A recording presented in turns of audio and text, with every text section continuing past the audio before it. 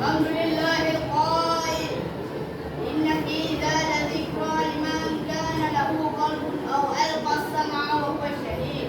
أشهد أن لا إله إلا الله وحده لا شريك له وأشهد أن سيدنا محمدا عبده ورسوله. اللهم صل وسلم وبارك على سيدنا محمد وعلى آله وصحبه أجمعين. أما بعد، يا أيها المسلمون اتقوا الله، أوصيكم وإياي بتقوى الله فقد فاز المتقون. قال الله تعالى: يا أيها الذين آمنوا اتقوا الله حق تقاته ولا تموتن إلا وأنتم مسلمون. Muslimin yang dirahmati Allah Subhanahu wa taala sekalian, saya menyeru agar kita bersama-sama meningkatkan ketakwaan kita kepada Allah Subhanahu wa taala dan melaksanakan segala perintah dan meninggalkan segala perkara yang dilarang. Marilah kita memberi sepenuh tumpuan pada khutbah yang disampaikan. Janganlah berbual-bual dan meleka-leka dengan jadi pemimpin. Semoga kita mendapat manfaat daripada khutbah yang disampaikan. Pada hari yang mulia ini, mimbar akan membicarakan bagaimana mendidik hati dan merawat jiwa. Hadirin jemaah yang dikasihi Allah Subhanahu wa taala. Akhir-akhir ini kita lihat paparan dan olahan dalam akhbar banyak membuatkan berita tentang kejadian berjala sosial. Saluran siaran televisyen juga hampir setiap masa menyiarkan hal-hal kejadian berjala sosial. Bahkan belakangan ini ia semakin rancak, bukan sahaja dipaparkan dalam media dan akhbar, malah dalam aplikasi WhatsApp, WeChat, Facebook dan sebagainya. Namun begitu, ramai antara kita yang membaca dan mendengar berita-berita tersebut rasa beka dan antisipasi tentang berita sosial yang bagi kita selamat daripada terlibat, terjebak, terikut-ikut dengan gejala tersebut. Masalah penyelewengan akidah dan gejala sosial dapat dilihat sebagai tanda awal suatu kehidupan yang memesong jauh daripada kehendak syarah. Segala permasalahan ini menunjukkan kerosakan dalam kehidupan individu, keluarga, masyarakat umat Islam yang sangat kritikal. Ia merupakan suatu jenayah yang melampaui batas akidah, syarak dan akhlak yang menjadi panduan kepada kita semua. Persoalannya, kenapa perkara ini terus berlaku dan kelihatan semakin parah, sedangkan banyak aktiviti dan program-program pendidikan, pencegahan, pencelahan bahkan dikenakan dari semasa ke semasa. Hadirin yang dirahmati Allah Subhanahu wa taala, banyak kaedah yang dapat dilakukan untuk mengelakkan permasalahan ini daripada berterusan. Antara yang utama adalah jadikan ketetapan agama sebagai benteng kehidupan. Seseorang yang mengaku beriman, dia sedalam akan peranan kita yang menjadikan bagaimana tujuan kita yang sebenar.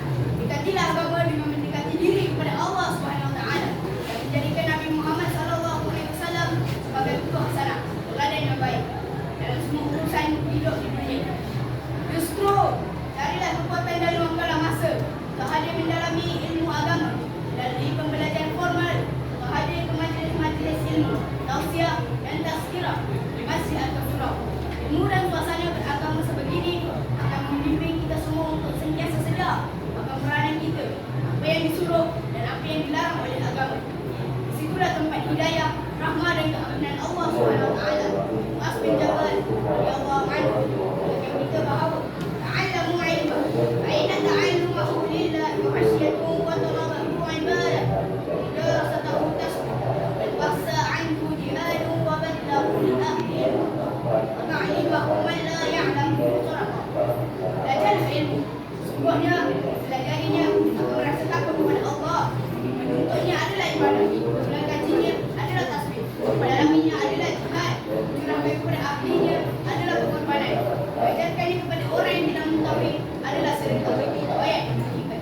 Seterusnya, jaga kebutuhan dan keharmonian rumah tangga, wujudkan suasana kehidupan berkeluarga dengan suasana agama, didik anak dengan solat, dan mencegah dari perbuatan munkar, hormat menghormati, taat perintah, berkomunikasi dengan baik, dan jadikan anak-anak sebagai rakan dalam semua keadaan yang diharuskan oleh agama. Jika ini tidak berlaku, anak-anak akan mencari pilihan lain dalam urusan dunianya dan akhirnya. Jika tersalah rujukan dan nasihat, hidup mereka akan musnah kerana tergelincir dari jalan yang benar. dan jauh dari agama.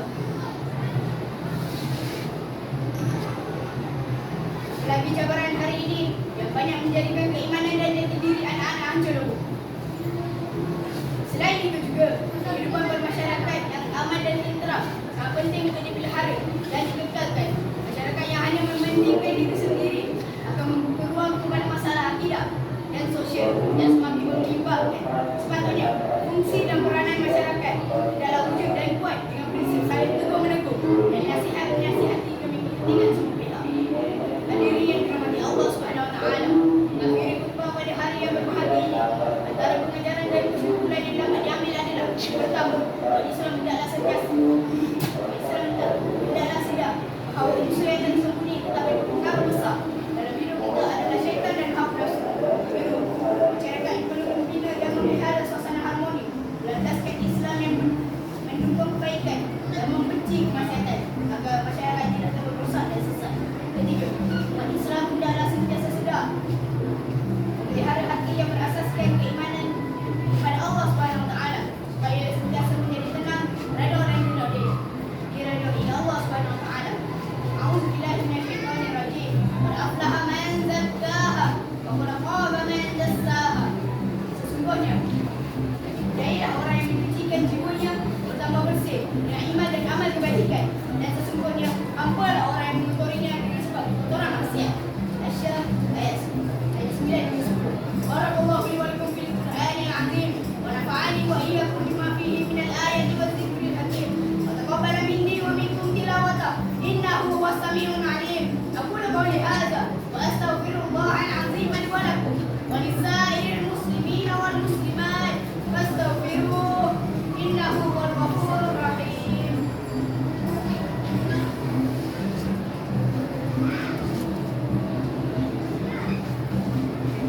Alhamdulillahilladzi ja'alana minal muslimin wa razaqana minat thayyibat.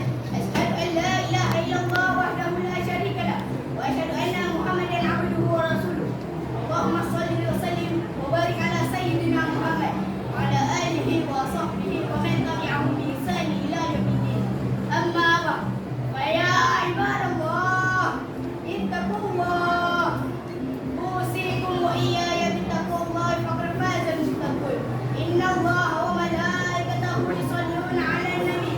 Ya ayyuhallazina amanu sallu 'alaihi wa sallimu taslima. Allahumma shalli wa sallim ala sayyidina Muhammad wa ala alihi wa ashabihi ajma'in. Allahumma fil muslimina wal muslimat wal mu'minina wal mu'minat al-ahya'i minhum wal amwat innaka sami'un qaribun mujibud da'wat wa ya qadiyal hajat. Allahumma inna nas'aluka wa natawassalu ilaika bi nabiyyikal amin wa nas'aluka bi asma'ikal husna wa sifatikal uzma an tahfaza bi 'aini inayatika rabbaniyah wa bi hifzi riqayatika samadaniyah ila nabiyyin al-mu'azzam Sultan Selangor Sultan Syarifudin Idris Al-Haj ibnu al-marhum Sultan Salahuddin Abdul Aziz Al-Haj. Allahumma adim bil-'auna wal hidayah wat taufiq was sihhata was salamin wa li ahli Selangor Tengku Amir Shah Sultan Syarifudin Idris Al-Haj ibni Sultan Syarifudin Idris Al-Haj fi amin wa salahin wa afiyatin bi malika wa karamat ya zal jalali wal ikram. Allahumma atil